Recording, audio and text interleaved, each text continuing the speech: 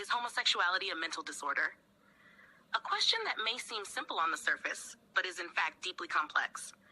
Behind it lies a long history of conflict between science, society, religion, politics, and human desire. When we approach this topic, we must first let go of preconceptions and emotional noise. We must take off our prepackaged opinions and sit face to face with the truth, no matter how uncomfortable or heavy it may be. For many years, homosexuality was officially classified as a mental illness. Medical textbooks included it as a disorder, detailing its causes and potential treatments. Psychiatrists across the globe regarded it as a deviation from natural instinct, a psychological or sexual dysfunction. Entire hospitals were even dedicated to treating it, using various psychological, behavioral, and sometimes even physical therapies. But things changed in the early 1970s. Political and human rights pressures intensified. Activist groups advocating for homosexuality pushed for its removal from the list of mental disorders. And in a moment, the paradigm shifted. The issue was no longer a purely scientific debate. It became a political battleground, tangled with interests, ideologies, and sometimes coercion in the name of freedom. So the real question is, did homosexuality itself change? Did human understanding truly evolve to uncover its naturalness? Or was the issue simply wrested from the hands of scientists and handed to activists and lobbyists? The truth is, sexual orientation, especially when it deviates from the heterosexual norm, is a multifaceted phenomenon. But there's a crucial difference between saying homosexuality is not a crime and saying homosexuality is natural and healthy.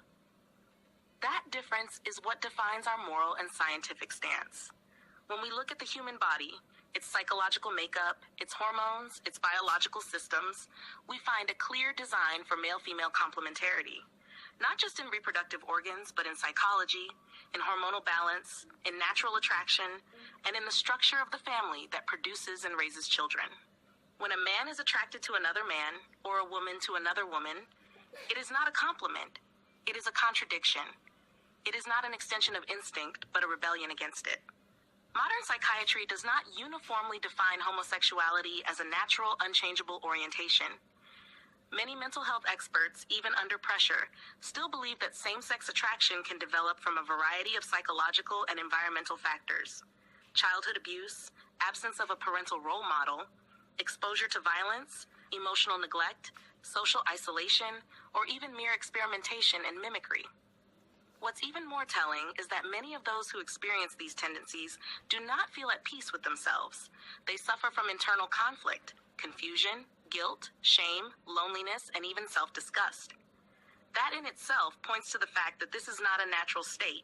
What is natural does not exhaust the soul this way. Even in countries that legalized homosexuality and gave it full societal acceptance, the problems didn't vanish. Depression, suicide, and psychological distress remain disproportionately high in these communities. If homosexuality were truly natural and harmless, these issues would not persist. They would fade away. Still, some cling to the popular phrase, "I was born this way." While emotionally compelling, the phrase lacks scientific depth. To this day, no definitive gene has been discovered to explain homosexuality. No neutral, conclusive study has proven a purely biological origin. On the contrary, growing research indicates that same-sex attraction often develops over time, through accumulated experiences and circumstances. In other words, it's not an unchangeable destiny, but a psychological and emotional condition that can be understood and possibly overcome. Why then, do some people reject the classification of homosexuality as a disorder? Because such a label opens the door to treatment, and treatment implies that homosexuality is not an identity, but a condition. This threatens the agenda of those trying to frame it as a permanent, unquestionable truth. Which leads us to the next question. Can homosexuality be treated? The answer is not simple, but thousands around the world have gone through healing processes, therapy sessions, spiritual guidance, personal growth, and have managed to reclaim their natural instincts and live stable, healthy lives. Treatment is not about coercion or shame. It's about understanding, compassion, and restoring balance to a soul that was wounded or misled. Religion also offers a clear perspective on this matter. Islam, like most divine faiths, firmly prohibits homosexual acts, not only in practice, but as a lifestyle. It views them as unnatural, harmful to individuals, and to the fabric of family and society.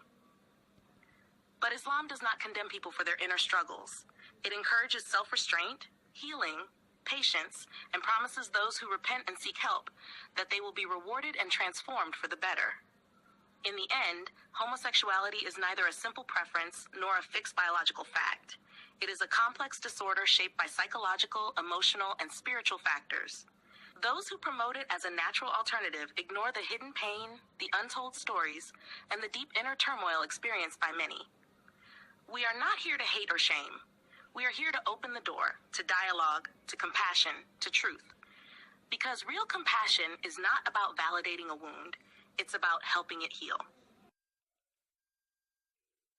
If you enjoyed the video, don't forget to like, share it with your friends, leave a comment, and subscribe to the channel to get our latest videos.